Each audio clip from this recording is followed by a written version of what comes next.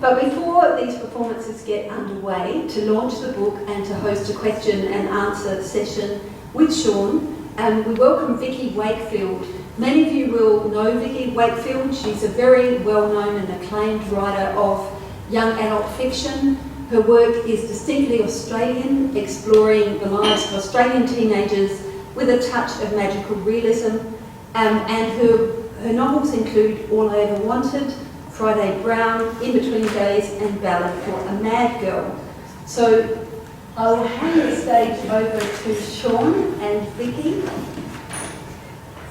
Thank you, Maggie. Now.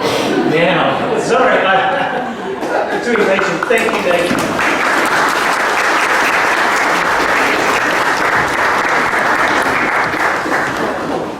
I'm seeing that, I'm sure how we're going to do this. Maggie, can I try the microphone again? Try and... The lights. It says it's charged, but it's not actually doing anything, is it? Technology has failed us already and we've only just started. Okay, it's going. Quietest person in the room, but we'll go. But I think it's fitting because this, is this working? No? Anyway. Alright, We'll press on. And if you can't hear, then that's good in a way. Because there are people here who can't hear at all. So, and the book is about somebody who loses the hearing. Sorry, Vikki, sorry. That's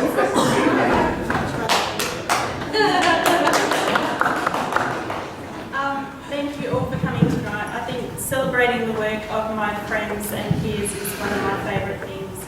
And Sean is an inspiration both as a writer and a human being. It's my honour to launch Impossible Music tonight.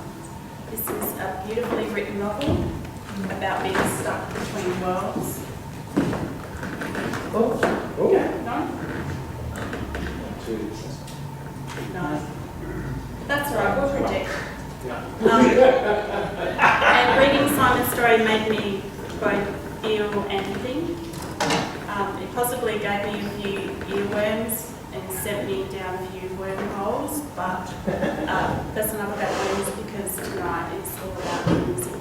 And I've lined up some burning questions for Sean. Uh-oh. This is the lowbrow part of the year. Sean, can you name and shame the best and worst live acts you've ever seen? I'd like to say that Pink Floyd is the best live act that I've ever seen, but only because it was such a stupendous experience. Did anybody see that show in Theberton Oval in 1988? It was extraordinary. Yes, there's one hand. Didn't it rock? What a great show. It's an amazing show. That was the best. Okay, what was the worst? In my 20s, I was a sound engineer, so I mixed for a band called Lazy Ash. And if anybody here saw Lazy Ash, you would know why I picked that as the worst band. The lead guitarist liked to turn up his volume, because I kept trying to turn him down because he kept getting drunker and drunker, to the point where he was playing the wrong song completely. So I would turn him down and he'd crank the amp up. They were terrible. So that would be... I nearly wore my Cure t-shirt here tonight because they actually take the honour of being the best act I've ever seen and also the worst act I've ever seen. I've seen them several times, and one time they tried to go all instrumental with a full orchestra and it just failed. And then the next time I went back and watched them again and they stripped it back and it was back to the Cure that we know and love. So anyway, I tried to dress more appropriately. Also, that's a very old t-shirt. Tell us your band name using 3 words. The number of times you've dropped your phone in the toilet. 0. An adjective that makes you squirm.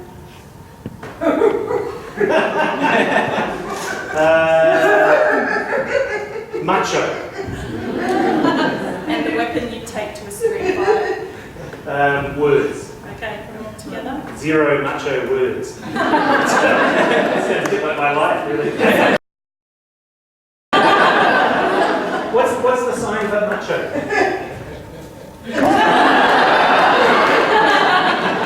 Oh, I like it. That's good. Many of us as writers, we like to write to music, or some not at all. Is there a piece of music that takes you straight to the writing zone? I'd it's actually a piece of music that's in the book. Steve Roach's Structures from Silence is work that goes for about 28 minutes and 33 seconds, and it features in the book. I know this work now. Yeah, you do. That was one of the wormholes. Yeah. So it's a meditative piece written in the late 80s, early 90s on an Amiga computer, and I've kind of listened to it so many times that as soon as I put the music on, I slip right into the zone. It's an extraordinary piece of music. I did enjoy it too. It reminded me a lot of some instrumental stuff that my parents used to listen to as well, so it was actually quite Well, that's appropriate. That's because Simon's mum plays it when she's stressed out, and he knows it's a particularly bad day. She's playing it more than once. And it also gives them time to get up to stuff because they know for that many minutes they Let's say. What's the strangest thing you did while you were researching for this book? Surprising in some way. Who's here has been to the Unsound Music Festival? Is it the loudest music you've ever heard in your entire life? Yeah. So I went there wanting to experience what the physical sensation of sound was like. So I got multiple layers of noise-reducing headphones and piled them on over each other. And I could still hear the music. So then I put some white noise on over the speakers, and that finally drowned out the incredible noise. So I could sit there in the sound and see what it felt like. And loud music, you can sort of feel in your gut, but without any sound cues, I could start to hear the high frequencies moving my hairs. Different notes were affecting different organs in my body. It was amazing. It was an amazing experience, and that was probably the weirdest thing because I went to a concert deliberately not planning to hear it, which was weird, I'm sure. But then it's a weird concert. The crowd's weird. I'm sure no one even looks like that. That was probably the weirdest thing. I went to a concert once when I was heavily pregnant, and I remember that the percussion made me feel like I was going to have the baby in the entertainment centre. That was an aside you didn't need to know. If you were to make a playlist for readers of Impossible Music, what would be your top 3 tracks? Well, there is one. There is a playlist. If you go to my Spotify page, Adelaide Sean, it's right there. The Impossible Music playlist. The first one, which would definitely be in my top 3, would be Frank Zappa's Watermelon in Easter Hay, which is a song about giving up the joy of music and how tragic it is. In fact, I was actually going to mention this later, so I've actually got quotes from this song. In the introduction to the song, Frank Zappa says that the character Joe has realised at last that imaginary guitar notes and imaginary vocals exist only in the mind of the imaginer, and ultimately, who gives a fuck anyway? Which I think is part of Simon's journey in a sort of a weird kind of way. So that would be there. Number 2, Opeth. The Drapery Falls. Simon's a metal guitarist, so he likes sort of growly, big, long, proggy songs. Yeah, just like that, that's right. And one by The Drapery Falls, he wishes could have been the last thing that he heard before he lost his hearing. And that's to describe to take a line from the lyric too, as a lullaby for those who've lost it all. So that seemed appropriate as well. And there's another song by a band called Porcupine Tree, which is also on the playlist, and that's called Arriving Somewhere But Not Here, which might be a song about being a ghost, but the lyrics are kind of ambiguous. The lyrics go something like, did you ever imagine the last thing you'd hear as you're fading out was a song? All my designs simplified, all my plans compromised, all of my dreams sacrificed, which is very much part of Simon's journey. So they would be the 3 songs. Thanks for asking that. I actually take notes. I actually knew you were going to play this. So what the playlist has, I'll just plug to the playlist, is every single song that gets the slightest mention in the book. So there's lots of great metal and lots of great orchestral stuff on there, but there's also terrible stuff like the Macarena, Never Gonna Give You Up, all that terrible stuff is on there as well. So I felt like that had to be fair. There's only one band that didn't get a mention, and that's because they're so obscene, not even I could barely put them on there. Who was that? The meat fuckers. Pardon my French. Sorry. Well, I find System of a Down confronting, so I'll go looking for those as well. As a hearing person, what did you discover through consultation with deaf and hearing impaired people, and how did that change your relationship with music? I learned so much from engaging with the deaf community. I've been researching this book for a very, very long time without actually learning Auslan. And the last piece in the puzzle was to start learning Auslan. And that's where I first met Barry Priori, sitting right there. Barry from Sign Language Australia. And he gave me my first Auslan lessons, which I'll never forget. I remember all the signs from that first lesson. And his old friend, Donovan Presti, who's not here tonight, unfortunately. Between the two, they both had very different approaches to language. And through Barry, I learned the fun and the joy of sign language and the wonderful visual storytelling that can be accomplished through it. Through Donovan, I learned all sorts of interesting things about Auslan grammar, stuff that I never knew before. The placement of signs in space, the way sign language isn't just movement of the hands, it's the face, the entire body, all the space around you. It's been such an extraordinary journey. Did that inform my understanding of music? It made me feel like with that age-old question, would you rather go blind or go deaf? I would much rather go deaf than blind now, because I can see what a full life you can have without hearing. Deaf culture, the deaf appreciation of music, the weird kind of music alternatives we'll be looking at tonight. That's the thing I've learned, that going deaf, I wouldn't lose anything. I would still have a very rich and amazing life, just like my deaf friends have. And what's your understanding of John Cage's quote, "Everything is music"? When I was a teenager, so when I was making the weird music that Ian's been having fun with and been tormented by, probably, I had this theory that there's no such thing as unmusical sound. And that is Simon's philosophy too. So he thinks there's no such thing as unmusical sound. And then he goes on further to wonder if there is such a thing as unsounded music. But that's a different thing. So for me, John Cage's 4 minutes 33 is a celebration of sound, not silence. So last week, the ASO, the Adelaide Symphony Orchestra, got the jump on tonight. They performed 4 minutes 33.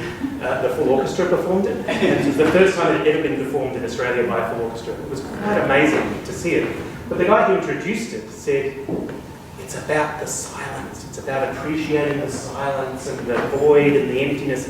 And that, for me, isn't what John Cage wanted. I can see Ian vigorously shaking his head over there. So I agree with you. It's about the sound. So when we perform John Cage's 4 minutes 33 later on, listen to the sounds around you. Listen to the sounds of the people coughing or sniffing, or the floorboards creaking, the planes going overhead. Before it was windy, really windy, and the sound was going. I was thinking, I hope that lasts. But it stopped. So 4 minutes 33 is really about the sound, which would exclude anybody who can't hear. So one of the things we've done tonight is we've created visual representations of the sound. So that blob that's bouncing around on the back wall up there will react to noise. So if anybody coughs or jumps up and down, oops, almost knocked over my champagne, you'll be able to see the sound. We've got two amazing performers here who are going to be performing a dance piece responding to classical music. Tom's going to be doing something over here, something magical and incredible. So John Cage's 4 minutes 33 for me has become a celebration of sound, but also a celebration of music too. I think it's the most extraordinary piece of music ever written, and I think John Cage is the greatest musical genius of the 20th century. And I'll fight anybody who disagrees. Gabriella's looking at me very intensely. No, well actually I was just reading this today about him, and he said, I have no fear of my legacy because as long as there is sound, there is music. That's Yes. right. But that's right. You asked even in the dark, even in the black. Was that the approach? That's Yeah, that's right. So everything around us is music. Everything is music, even if you can't hear it. It's still music. Music is Frank Zappa would probably say something like music is a state of mind, but except he'd probably use more rude words.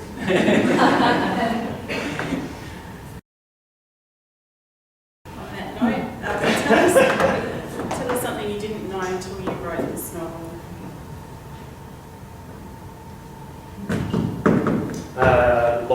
Lots and lots.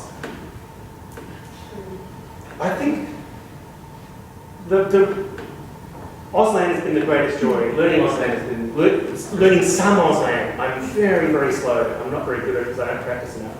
But one of the most amazing things I learned about Auslan was the use of the space in front of you. So I can talk about my friend Donna. And my friend Donna and I drove to Victor Harbour a long time ago, and Donna, so that point in space becomes the pronoun for Donna. And I just love the simplicity and beauty of using space as language. And I think that it's in some ways so much more efficient than English. So we learned the sign for let's go, let's start. Is that something? It's just in English you have to say several words. Let's go, let's begin, let's get this meeting underway. Just simple gesture. It's beautiful. I love it. And there are so many signs that I love. Some of my former classmates will know that my favourite sign is brave. And yeah, that's right. And it's such a beautiful language. So I think that's the thing that I've come to appreciate the beauty of Auslan. Maybe that's the best. Another beautiful thing, with Simon and G's relationship, you could dedicate a song or a love song to them, what would it be? Not a song that either of them would like. Air Supply's Two Less Lonely People in the World. Because he's suddenly deaf, she's got terrible tinnitus, they're both feeling incredibly isolated. They need to open up their worlds in new ways, and part of that is through finding each other. And everybody disses Air Supply, but when it comes on, Oh yeah, we all sing, don't we? yeah, that's right. And one final question. You've mentioned that this is a very personal story. In essence, your book of the heart. Can you tell us why? So I'm not deaf. I don't have any relatives who are deaf.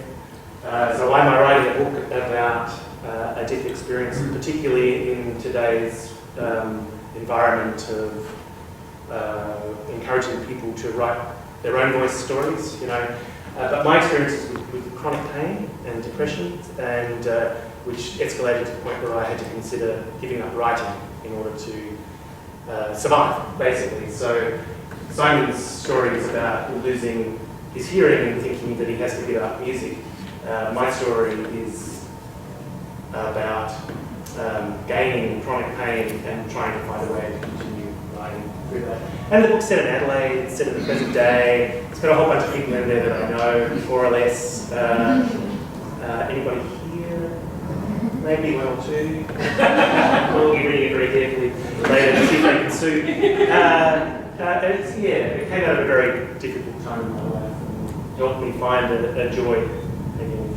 So I hope it'll do the same for other people with similar questions, whatever their issues are.